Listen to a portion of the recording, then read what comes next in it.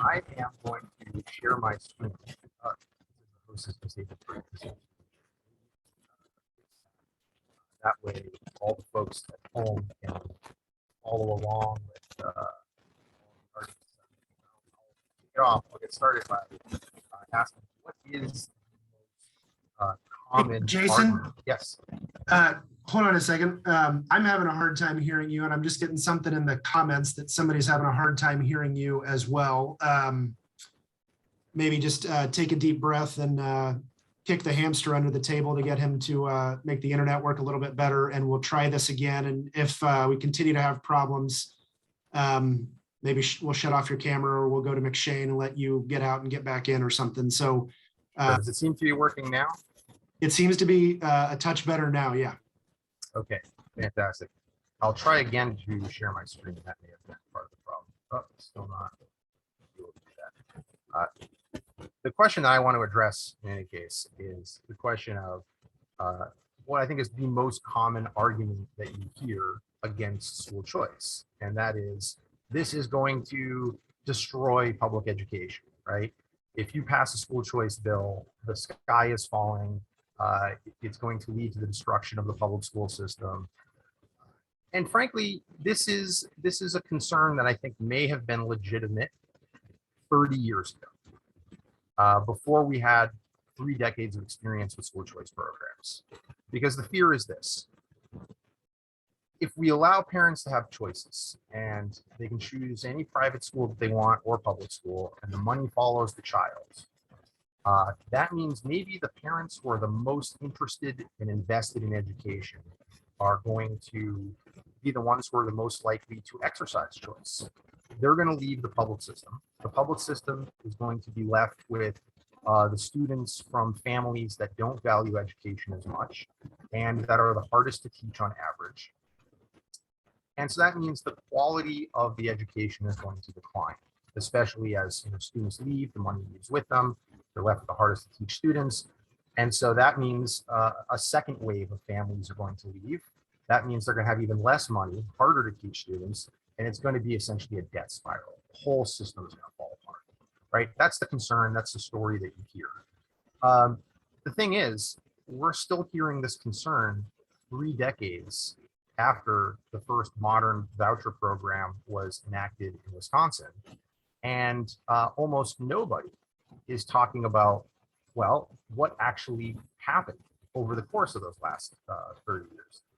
So in a recent paper that I produced called Who's Afraid of School Choice, we looked at the 5 states that have the oldest and most robust educational choice programs in the country. So that would be Arizona, Florida, Wisconsin, Indiana, and Ohio. Not in alphabetical order, but in order of how many students are actually participating in the program. So for all of these states, at least about 3.5% of kids in the state are participating in a private school choice program. So that would mean a voucher program, a tax credit scholarship program like we have in Kansas, or an education savings account program. Not a higher ed savings account, but an ESA for K-12 students. And actually, even in Wisconsin, if you look at particular cities, Milwaukee has more than 1/4 of students participating in the voucher program. In Cleveland, it's more than 12% of students. So there are high concentrations. So the question is, in these states, have we seen what the opponents have predicted? Have we seen the destruction of the school choice system, or even the significant harm, destruction of the public school system, or even significant harm to the public school system? Or have we seen something else? And the reality is actually that we have seen something else entirely.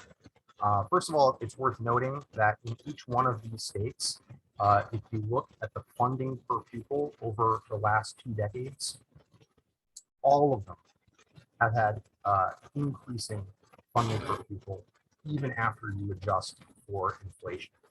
Anywhere from about 1.5% to about 13% increase over the last 2 decades in the per pupil figure. What we've also seen is that in every single one of these states, test scores are up, right? You would expect if the critics were right, we should see test scores declining. But as a matter of fact, on the NAEP, the National Assessment of Educational Progress, which is considered the nation's report card, all of these states had improvement. And actually, in the vast majority of cases, the gains from 2000 to 2020 have outpaced the gains nationally. So they're not only improving, they tend to be improving faster than the national average. That's also true on the AP scores for students getting a 3 or above, at least in the case of 2 or 5 states. But all 5 of them are seeing gains. But raw test scores will only tell you so much. So I think with the raw test scores, you can reject the claim that school choice destroys public education. But maybe it's the case that these improvements came from other things, and school choice was still harmful. It's just that the harm of school choice didn't outweigh the positive effects from other policies that were put into place over the last few decades, maybe funding increases, maybe accountability programs, professional development, who knows what. So there are 2 other places that we can look at to answer this question. First of all, there was a study from the aforementioned University of Arkansas, which created something called the Education Freedom, where they ranked every single state based on essentially how many options, how empowered were families to choose from a wide variety of options, right? Whether that's homeschooling or charter schools or inter-district public school choice, or private school programs like vouchers and tax credits and what have you. All 5 of the states that we covered in my study ranked very highly. What the authors of that study concluded after they performed an analysis controlling for a variety of factors in different states, for example, income levels in each state, racial and other demographic factors, what they ended up finding was a strong, quote, a strong and statistically significant association is clear between education freedom and both academic scores and academic gains, end quote.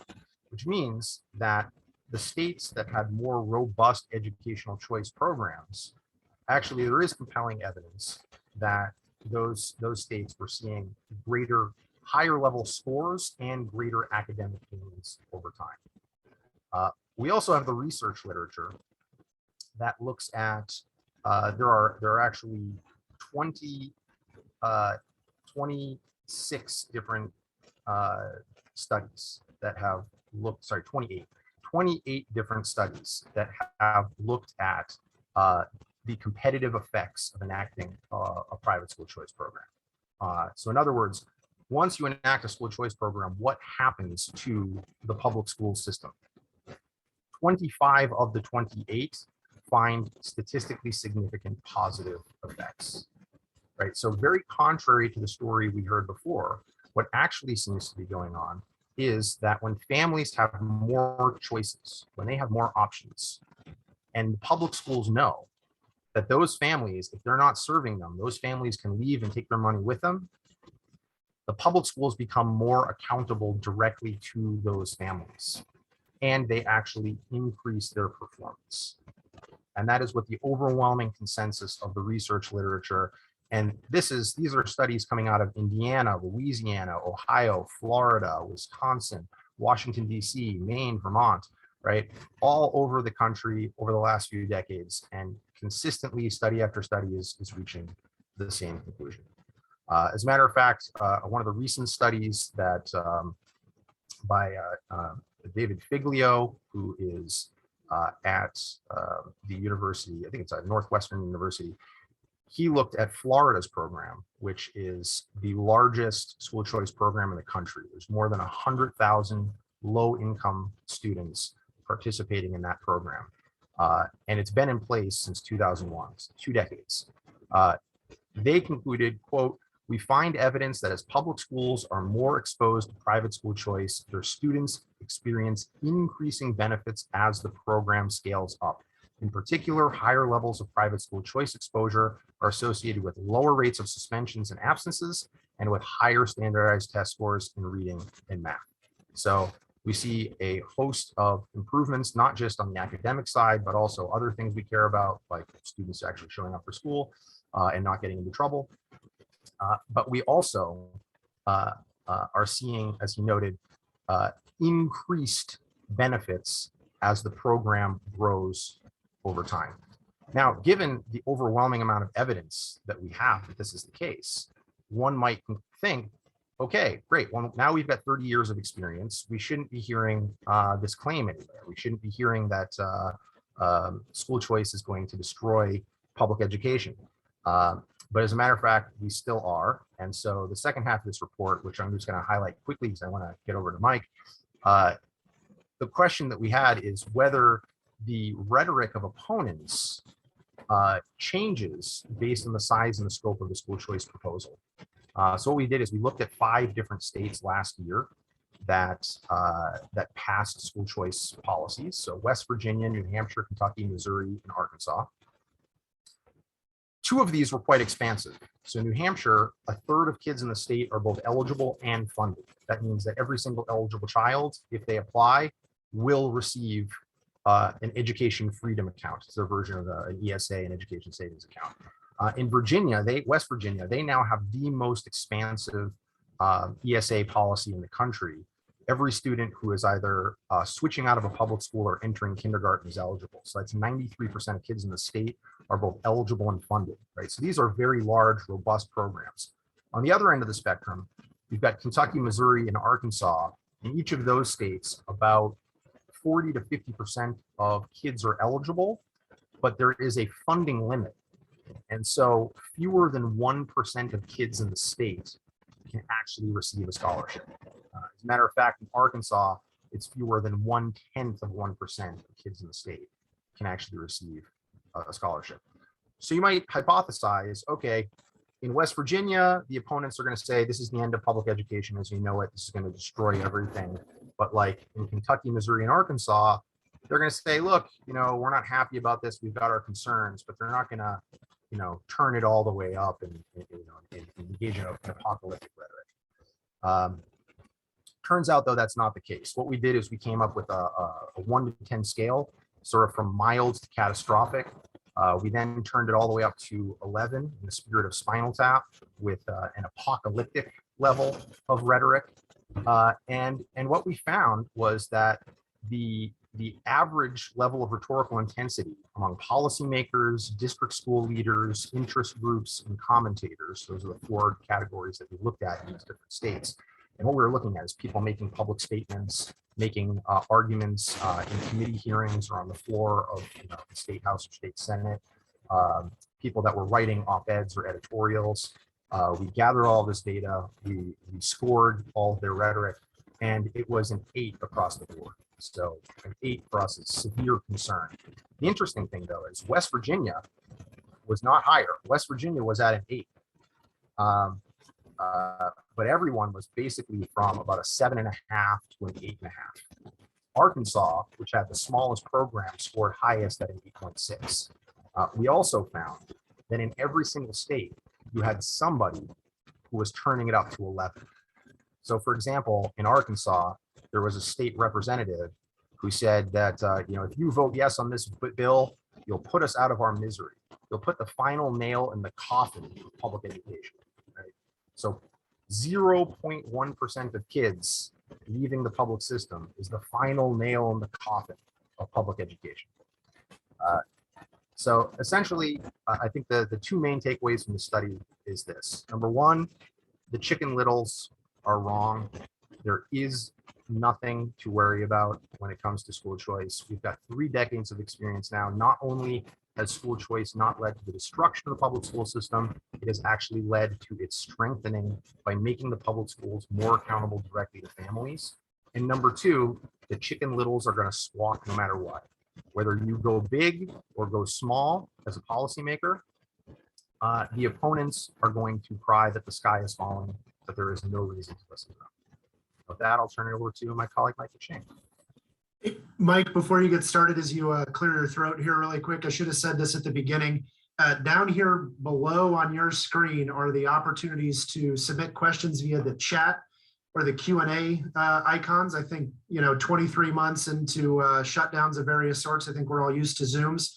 So hopefully you know how to get your questions in, but there will be the opportunity for Q&A at the end. So as I'm stalling here for a second, get your questions in for Jason and then be ready for them with Mike. We're not going to call people kind of up to the stage with video or audio, but we will have time for Q&A here in just a second. So Dr. Michael McShane, the floor is yours. Thank you so much. And I am not putting on an affectation. I was raised a Kansas Jayhawk fan. I was taken to the wheel, I believe, before I was 6 weeks old, which I don't know. It was the 80s, so that was cool. But I have fondness. And actually growing up on the Missouri side as a Kansas fan is not necessarily the most pleasant experience. So it's good to be with like-minded people here today. Unless some of you are K-State fans, then I can't help you. But anyway, are you really? Anyway, so really the paper that I wrote that, like Jason's, is available on EdChoice's website is in a somewhat similar vein of a kind of myth busting. And so for folks, if you're on this call, if you're supporters of school choice, you can stop me if you've heard this one before.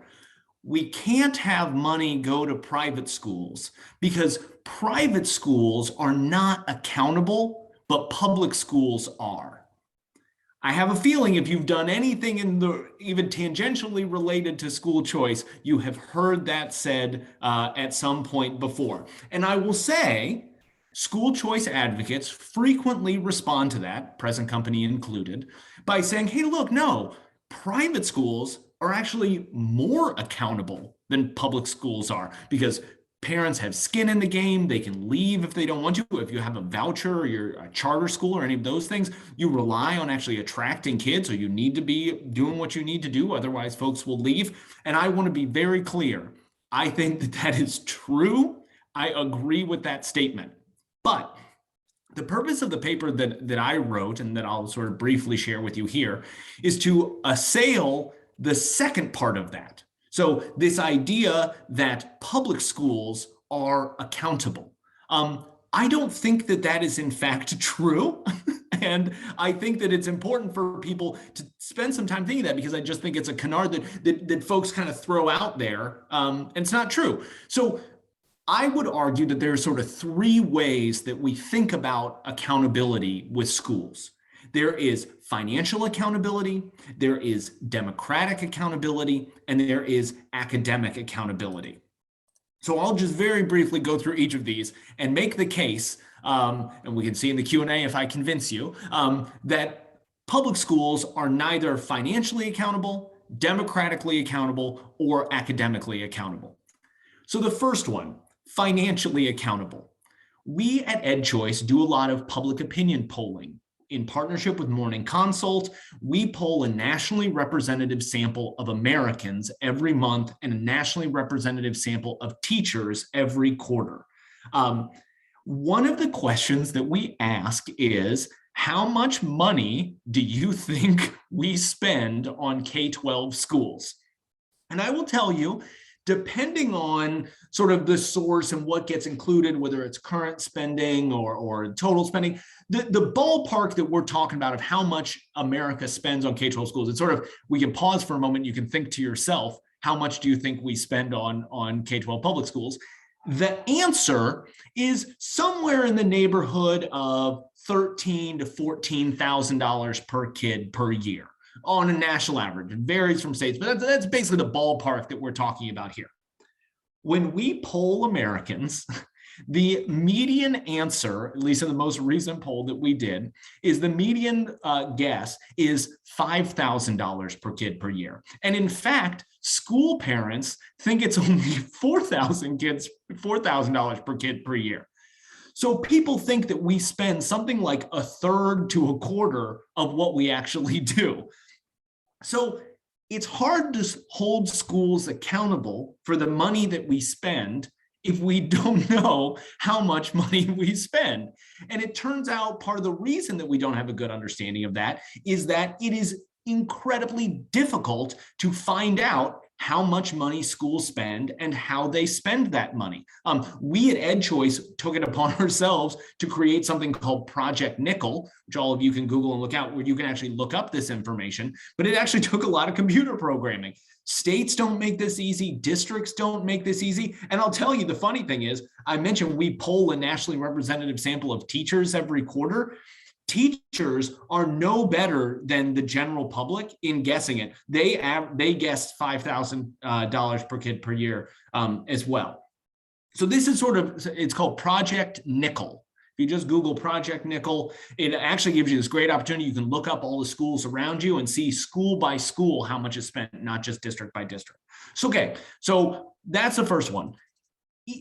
Transparency is kind of the basic building block of accountability, and transparent spending is not transparent. So we can't even do the later steps. And again, those of you that have been following the national news, the federal government dumped something like $190 billion into K-12 schools. And so we don't know how any of that money is being spent, but at least for now, we're not even transparent about how money is spent. So it's very difficult to hold schools accountable financially because of these basic problems.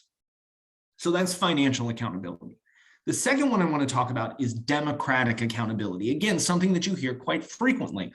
Oh, school districts have school boards that they elect that represents the will of the people, that makes sure all of these other decisions, whether it's financial, academic, or others, have this democratic accountability. Well, as I detail in the paper, political scientists, while they disagree about a lot of things, one of the things that there's actually a strong degree of unanimity on is that off-cycle elections, that is elections that are not held on the normal election day in the beginning of November, dramatically drive down turnout and increase the power of special interest groups because there's many fewer people voting in that election. Does anyone want to guess what percentage of school board elections are held off cycle around this big, beautiful country of ours?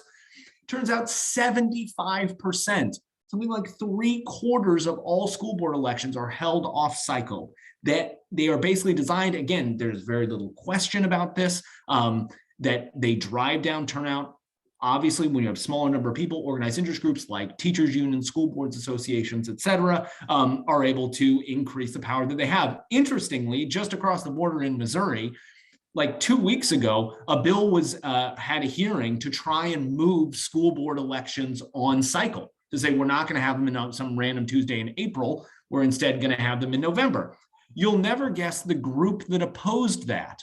That would be the School Boards Association. The School Boards Association fought against having more people vote in the elections that would support them. Oh, I'm sorry, I see the chart. $190 billion across the 3 COVID bills. 190 billion with a B. I apologize, not millions with an M. But you know, a billion here, a billion there. It starts to add up to real money eventually. But anyway, so low turnout elections, tiny fractions of people. And again, in the paper, I break down some of the numbers, but this, again, general trend is here. Small numbers of people participating in these elections, dominated by interest groups. So there isn't really this democratic accountability. Your average citizen taxpayer doesn't have control over their schools like we would think that they do. So that's financial accountability, that's democratic accountability. And I'll close by talking about academic accountability. So generally speaking, over the course of the last 20 years, some states were doing it before No Child Left Behind, but many of you are probably familiar with, back 2001, 2002, a big discussion about school accountability, standardized testing, and what's going to happen from that. As it turns out, and you could probably go on the Kansas Department of Education's website and actually find the document that is used to quote unquote hold schools accountable. And I'm not as familiar with Kansas as I am with several other states. But if you look at the sort of contemporary version of these things, and this is before even taking pauses for the pandemic or any of that sort of stuff, generally speaking, it is very difficult for any school to actually be held accountable for their performance. Again, since this is a Kansas audience, we can make fun of Missouri. In the great state of Missouri, I just pulled these data before this, there are 517 school districts across the state of Missouri. Do you know how many of them have lost or are currently unaccredited for low performance? That would be 0. 512 districts have full accreditation, and 5 districts are provisionally accredited. They're on kind of the naughty list right now. So, I mean, I assume that means every kid in Missouri is just crushing it. Well, no, it turns out, as in most states, large, if you look at sort of national assessments, anywhere between a fifth to a third of students don't even score basic levels. I mean, not even trying to hold them up to a proficient or an advanced. Lots of kids in Missouri are struggling, and yet no districts have been found to this. Again, your mileage may vary a little bit across the state of Kansas, but that's definitely one of the things that we're seeing. So we have financial accountability, opaque, difficult to understand, so it's very hard to actually hold people accountable to that. We have democratic accountability, often held off cycle. And again, there's other things that are related to that. Oftentimes you'll see bond issues and others that use confusing language, the no tax increase bond that people are frequently asked to do that absolutely are an increase of your taxes, but sort of language around those things. So it's very difficult for people to hold it democratically accountable. And then finally, the academic accountability just isn't really there. We don't really see schools being held accountable for their poor performance. Now, obviously,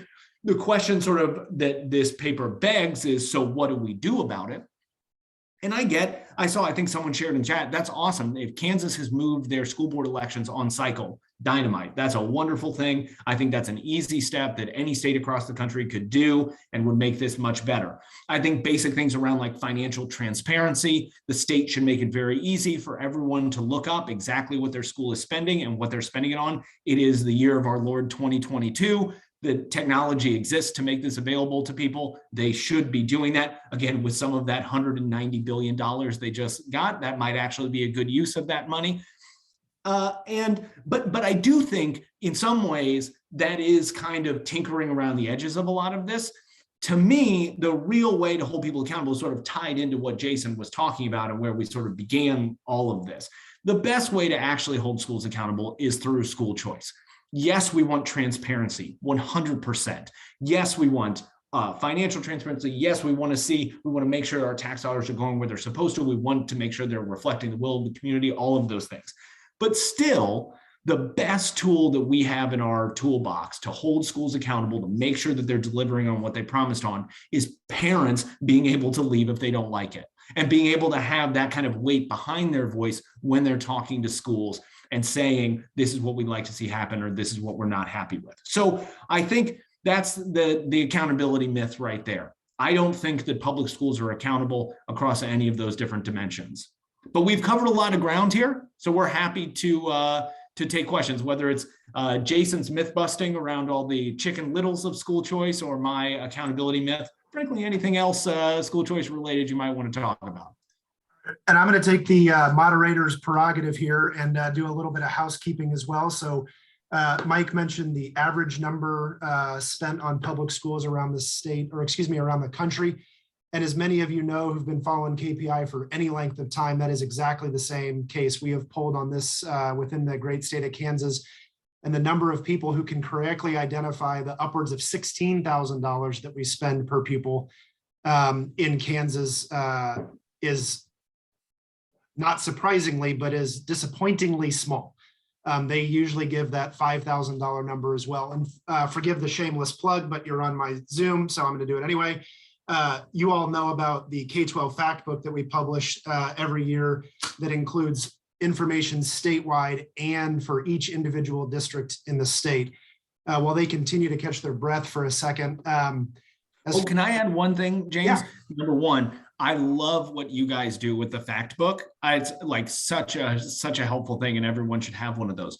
One thing I will say, based on your polling and ours, like I get why a lot of people say, oh my goodness, we need to spend more money on education, or why you at KPI or you at EdChoice, why are you so tough on public schools? Why are you saying that? They don't have any money. And to be fair, our polling data says the same thing about teacher salaries. People underestimate them by about a third or so. So I get people say, oh my goodness, why are you being so tough on teachers? Why are you being so tough on schools? If they really only spent $5,000 per kid, I get it. That would be kind of mean to pick on them. But as you mentioned, when Kansas is spending $16,000 per kid, I think it's not unreasonable for us to have some expectations for where that money goes. No, that's exactly right. And then as we get in here, there's been a couple of requests, and I was going to mention it as well. Jason has already put in links to a couple of these things in the chat box. The Project Nickel, the reports from both Jason and Mike that we've talked about. I uploaded a one-pager that links to a poll that we did on these and other questions. When it comes to education savings accounts, 61% of Kansans want them with no eligibility caps at all. And only about 20% are actually actively opposed that the ESA should not be offered at all. So there is broad support for the idea of educational freedom in the state. Again, we've got a couple of questions that are in the chat, so please continue to put them there. We'll continue to put a couple of links there ourselves, as well as our contact information, and then use the Q&A button as well. As anybody who's done these things know, these things don't happen by themselves. So I want to give a brief shout out to Beth Wasco and Ellen Hathaway on our team for getting this thing going, holding my hand through countless stumbles in the Zoom world. And then, as many of you also know, Kansas's only private school choice program is a tax credit scholarship program that we established in 2014 and have been slowly but steadily expanding in the years since. And that's because of the great work of a variety of different coalition partners, EdChoice primarily among them, but then the Northfield School in Wichita, Urban Preparatory Academy in Wichita, the Catholic schools all across this great state, ACE scholarships, Americans for Prosperity, all of this work would not be able to have happened without the work of all of those people. So thank you so much for any of you all who are listening, or if you have connections to those people, please do give them a tip of the cap where is appropriate. So I'm scrolling through some questions here. There was the off-cycle elections. Kansas is still in odd numbered years. It's not in the even numbered years, but they did move them to November just a couple of years ago. And then let's pull up the Q&A here. Question for Jason. What does the data say about how public schools improved when school choice was introduced? Is there evidence that public schools are responsive to the competition? Yes, absolutely. So those studies that I mentioned at the end, those links I provided earlier in my report, list those studies in the report, so you can go track them down yourself. I will put a link in the chat box right now. This is sort of a layman's explanation. Jason, you're kind of cutting out and now you're completely silent. Okay. How about now? Like you got like a bad mic connection. It's kind of fuzzy, so we can hear you. It doesn't sound like internet, but it sounds like your mic's cutting in and out. Okay. Are we okay now? Like you're in a fishbowl. How about now? Much, much better. Okay, I changed the signal, so hopefully that worked. Okay, so yes, the 28 studies that I mentioned are all academic studies that are of the looking specifically at the competitive effects. So how do they measure that? I put a link in the chat to a piece in Education Next by the authors of the most recent study of the Florida program that I mentioned, which I think is very useful because it's one of the oldest and also the largest of all the programs. And they go in depth explaining how it actually is that they measured competition. So they looked at a number of different factors, sort of like density. So density means the number of private schools serving the same grade range as a particular traditional public school within a 5-mile radius of that school. They also looked at distance, right? So that is how far away the closest competitor, private competitor is to a particular public school, or things like diversity. So the number of different types of schools that are, in the area.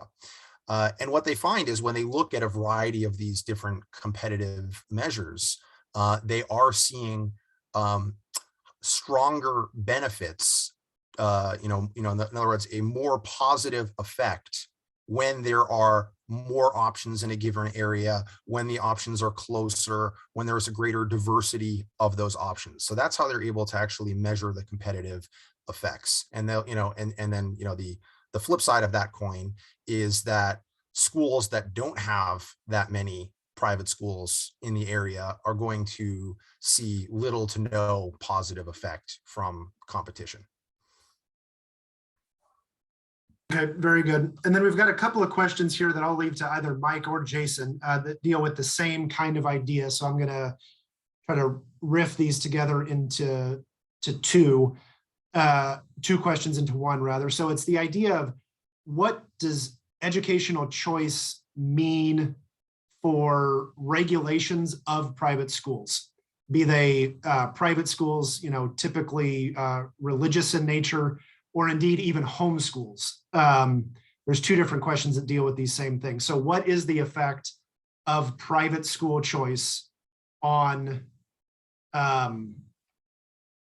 private entities when they come of concerns about, the money coming with strings, and what does that mean we can or can't teach, or what we have to teach, or what we have to test, or any of these different kinds of things. So either one of you knock yourselves out as to who wants to take that first. You're both gesticulating, so I assume you both have thoughts, but go ahead. Go ahead, Jason. Okay. I mean, so far, in most cases, there's been a very light regulatory touch. So none of these programs directly affect homeschooling. There are families who are using what are called education savings accounts to educate their children at home, but usually they are in a separate legal category from the homeschooling statute. So whereas a traditional voucher you can use to pay for private school tuition, the ESAs can be used for tuition, but also for things, or instead of tuition, can be used for things like tutoring, textbooks, homeschool curricula, online learning, special needs therapy, and then unused funds can be rolled over from year to year. The ESAs tend to have the lightest touch when it comes to accountability regulations. Likewise with the tax credit scholarship programs. With the vouchers, there is a little more regulation depending on the state. So some states have a relatively light touch. There are also some states, like if you look at Louisiana, I would say Louisiana is the most overregulated program in the country, right? So they impose price controls. They say if you accept the voucher, you have to accept that as the full value. If you accept vouchers, you have to take every student that shows up, and they mandate using the state test. They also, by the way, I think not coincidentally, are the only state in a random assignment study to have had negative results. And that's because the private schools that are already performing well said, we don't need to jump through all these hoops to participate in this program.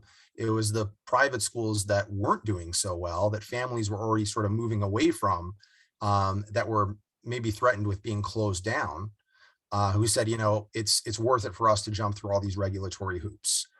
So that I think is very unfortunate. You want, and this, by the way, where does this come from? Really, I think it's related to Mike's paper. We have confused over these many years accountability with government regulation.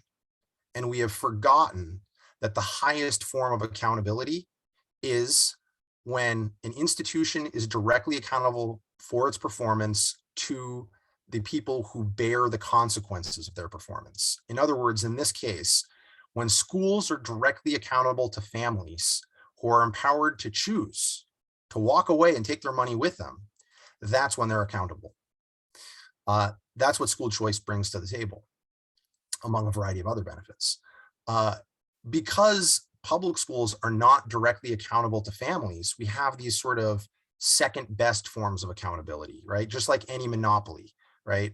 The power company is not directly accountable to its customers because they're the only game in town in many cases. So the government has to come in with all these sort of top-down measures to make sure that they perform well. And that's kind of what we've done with the public school system. But it no longer has to really be the case anymore. I think you could really peel back a lot of the top-down regulations if we were to empower families with choice, and then you would have true bottom-up accountability. Mike, do you have anything to add to that? Because there's a couple of other questions here that I'd like to get to, but I don't want to short circuit you in responding. I couldn't have said it better myself. So we do have a couple of questions here. One that I'll kind of just summarize, but it articulates a point. There's a open enrollment bill that's moving through the legislature right now. And there was some discussion about some of the leafy green suburbs around the Kansas City area saying something, let me get it here, it's from the chat. We, the leafy suburban district, would find our districts overwhelmed with requests from non-residents. Without intending to sound elitist, it is nonetheless true that housing costs in our district can provide a check on resident student growth now. And I think what that articulates is a point that I make oftentimes in these discussions is that we have school of choice in Kansas for the families who can afford it. Wait a second, but James, how can that be true? I was told that public schools take everyone. How could that possibly be true? I hear that so frequently. It's interesting that those housing values that are increased, that people pay more money for something to have access to a school. Gosh, what does that sound like? It kind of sounds like tuition to me, right? So yes, it's amazing. And look, and here's the thing that I actually like. I get where people are coming from. I understand Shawnee Mission. I understand Blue Valley. I understand those things that are going. What bothers me is the hypocrisy of it, right? If folks say this is the system that we currently have, and we have school districts and our property taxes and whatever, like I get the sort of logic of that. But then you can't tell me that you take everyone. Then you can't tell me that private schools are exclusive and public schools. I mean, so I think it's the hypocrisy of things like that that's difficult to swallow. Jason, really quick, we have a question here. Describe the West Virginia ESA. And for people who try to pay attention, but maybe the terminology changes a little bit, what is the Cliff Notes of the Cliff Notes version of what an education savings account is? Knowing full well that people can Google it, go to edchoice.org and you can get chapter and verse on what an ESA is. But Jason, what's the 10-second version of an ESA? Sure, and I can put it in the chat. It's the in West Virginia, it's known as the Hope Scholarship. As I mentioned before, 93% of kids are eligible. That's every single child in the state who is switching out of a public school or who is entering kindergarten. And once they have the Hope Scholarship, which is not in effect yet, it's been enacted. They are in the process of putting it into effect, but it should be, I believe, ready for the next academic school year. Families can use the ESA, which they essentially access through an online platform, and they can use it to pay for things like tuition, tutoring, online learning, a variety of curricular materials and instructional materials. They can use it for special needs therapy. They can save the money that they don't use and roll it over from year to year to use for future expenses. And I think what I'm about to say hopefully addresses a few of the questions that have come up. I would divide accountability into two different areas. I would put academic accountability on one side, and I would put financial accountability on the other side. Now, what do I mean by that? So academic accountability is accountability for the performance. How well is the school doing at providing a quality education to each child? And I think the people who are in the best position to know what's going on and have the strongest incentive to make sure that children are getting the best education they can that meets their particular learning needs are the parents of those children. And so I would want the academic accountability primarily to be to the parents. The financial accountability is making sure that the funds in the program are only spent on eligible purchases, that the money is only going to things that state policymakers have determined should be eligible. And so that is for the government. Somebody asked, should this be the state treasurer? Should this be the Department of Education? That's actually why I think in most cases it should be the state treasurer or something like that. It depends, state to state. Sometimes it would be the Department of Revenue or what have you. But usually the Department of Education does not have the same level of experience as the treasurer's office in dealing with tens or hundreds of thousands of different accounts, making sure that money is moving where it's supposed to. Those are the groups that usually, that department usually does things like, the state's Medicare program or, pensions, things like that, making sure, like with Medicare, making sure that the money is going to the account when it's supposed to, that it's only being used for eligible expenditures. That's where they have expertise. So I would usually put it there. But otherwise, like I said, the accountability for academic outcomes really should be to the parents. Mike, any response to that? And then calling, maybe not for the final time here, but if you've got another question that you've been burning to ask, included in the chat or the Q&A function. Mike, any additional thoughts? Oh, sorry, one Yeah. last thing, just to clarify on that, on the ESA question, because I see some people are still confused. Where is the money coming from? It is coming from the state. So what they're doing is the state is taking the portion of funds that they would otherwise spend on your child at a public school, and instead they're putting this into an account, right? So just to use round numbers, let's say that a state is spending $15,000 on average, or in a state, the public schools are spending $15,000 per pupil on average. Okay, well, 5,000 of that might be coming from the locals. Another 2,000 might be coming from the government. The federal government. And so that remainder is coming, so 8,000 maybe is coming from the state. So that state portion is going to be put into an account that families can then access. So this isn't families putting their own money in and shielding it from taxes like with a 529 or Coverdell college savings account. This is you getting access to the state portion of per pupil funding for you to use for your child to customize your child's education. Hopefully that clarifies things. Right, and then further, it's for the education. So it could, yes, be used for tuition. It could be used for tutors or curriculum or a variety of different things. It's not just a check from, the James Franco Kid Jr. Fund to, Cape and Mount Carmel school here in Wichita. I could use it in theory, right? For a variety of different educational purposes. Mike, any response to anything that Jason just said? Any additional thoughts? No, but I saw a question in the chat that I think is a good one and is worth talking about it. And Jason, I'd be interested what you hear about it too. But a question here about I talked about financial accountability. Where if we're talking about private school choice, well, isn't turnabout fair play, and shouldn't private schools have to open their books as well? Which I think is like a perfectly fair question. My response to it would be a couple things. Number one is that these programs do have a degree of financial accountability because depending on what we're talking about, if we're talking about a voucher, a tax credit, or an education savings account, in almost any of those cases, voucher is sort of easy to talk about because it's sort of a coupon you take to the school. They are very, very financially transparent because that's how you calculate how much money the school gets. So we have, and you can look in states across the country, people do this calculation. I'm trying to, St. Thomas Aquinas has 200 voucher kids. The voucher is worth $5,000. You know exactly how much money that they get. So I think at that level, there is a degree of transparency. And then people can say, we know how much money is going to St. Thomas Aquinas.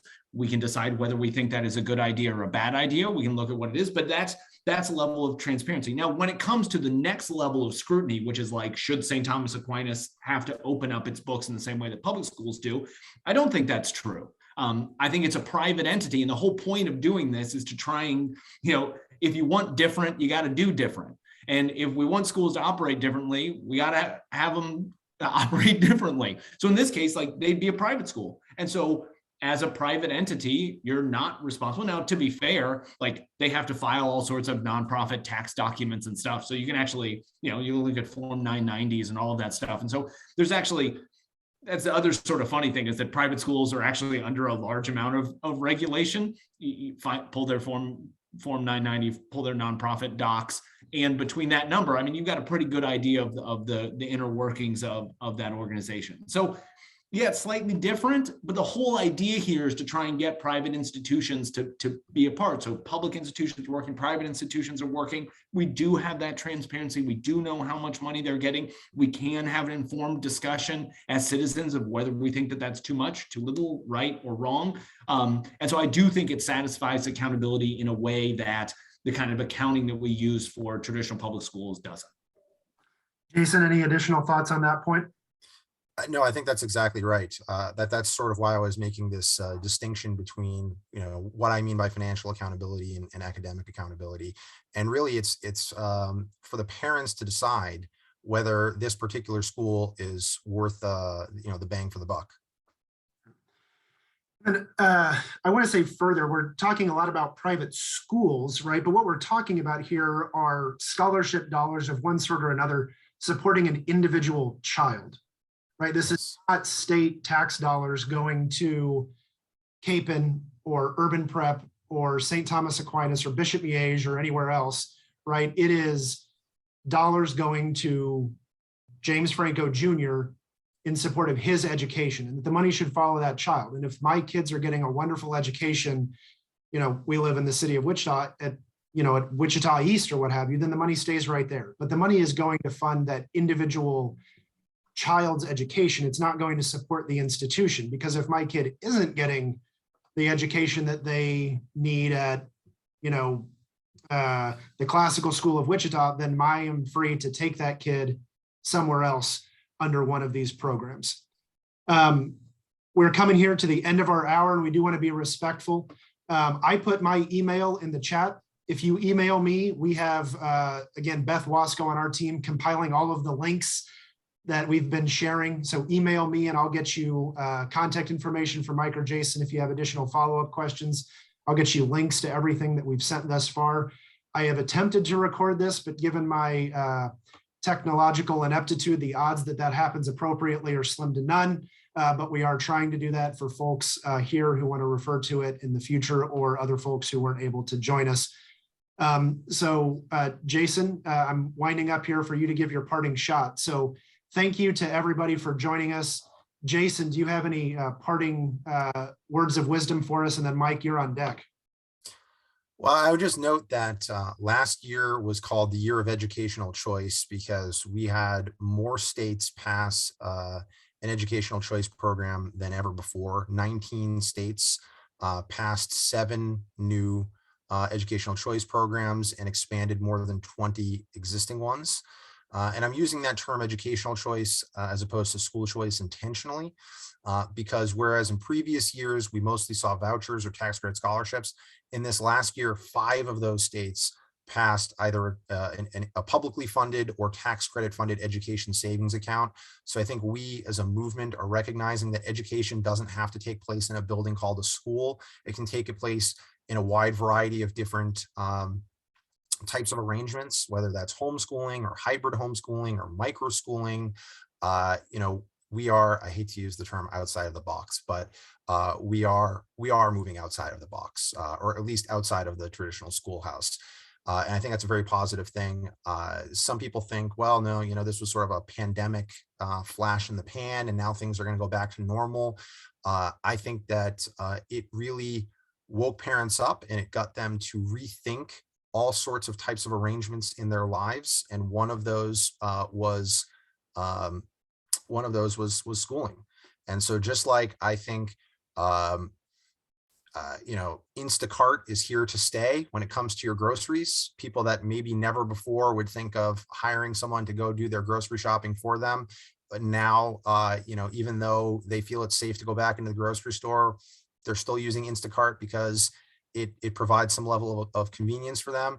I think also there are a lot of families that maybe never would have before considered some of these arrangements outside of what looks like a traditional school, are considering them as options. And so I do expect, just like every other area of our life, we have a much higher degree of customization than we did 10, 20, 30, maybe especially 50 years ago. People are recognizing that education has been really behind the curve on that. And I think we are going to continue to see incredible progress when it comes to educational choice. but it won't be as quick as it might otherwise be unless your legislators hear from you that that is something that you want from them. Otherwise, there are massive lobbies to protect the status quo that are holding back progress. If they're only hearing from the school board's lobby and the teachers union lobby and various other lobbies, the superintendents, then the legislators are going to listen to them and you don't exist. But if they hear from you, then that's the only way that they're going to take your concerns seriously and vote to expand educational choice. Very good. The takeaway there is that Jason just said parents are now woke, I think, or was that they woke up? I can't quite remember. Mike, thoughts from you as a goodbye and send off. No, I mean, the thing is, I got to quit following Bedrick because he says all the good stuff. But no, just like good luck, Godspeed. I know the work y'all are continuing to do the work of trying to expand school choice. It's an uphill slog at times because so much of what we talk about is in the future. It's the potential, whereas other people argue about the sort of here and now. But as we're seeing all across the country, as states create and expand these programs, tens of thousands, hundreds of thousands of children are getting opportunities that they never had available to them before. It's a really exciting time to be doing this work. And I hope that, it's fruitful in Kansas and Missouri and Nebraska and Colorado and everywhere. All right. Thank you very much, Michael McShane and Jason Bedrick. We very much appreciate you all taking the time. And again, the years of work that EdChoice has given to us. I remember the first meeting I sat in with Leslie Heiner going on a decade ago now when she came to Kansas. And I was just like, who is this woman? And she has been a great friend and ally. She is the VP of Legal Affairs now, I think, at EdChoice, but is a great friend to help us get our coalition off the ground here in Kansas. And I think Jason, again, to Mike's point, kind of took something that I was going to say by way of closing, but it is that there's no silver lining to the pandemic itself, but it has accelerated countless trends in lives, be it Instacart or indeed now with education. And more people were homeschooling, more people were seeking out alternative means of education before the pandemic. But now that that has changed over the last 2 years, it's hard to see that changing or going back to what it was before. And it is because of the people on this call who have a commitment to kids in Kansas, even if they don't necessarily agree with everything that's been said. Hopefully they've been challenged. Hopefully we've been challenged in some of the questions that we've gotten. And it is because we care about the work that KPI does, the work that EdChoice does. And it sounds a little cliche, but for the Kansas kids, that we're all rowing in the same direction, and we know that we all have the best intentions at heart. So again, email me. I've got all the links. I will have a link to this program after it's over. Thank you very, very much. Enjoy the rest of your day, and Godspeed. Appreciate you taking the time. Bye-bye. Great to be with y'all. Take care. Bye-bye.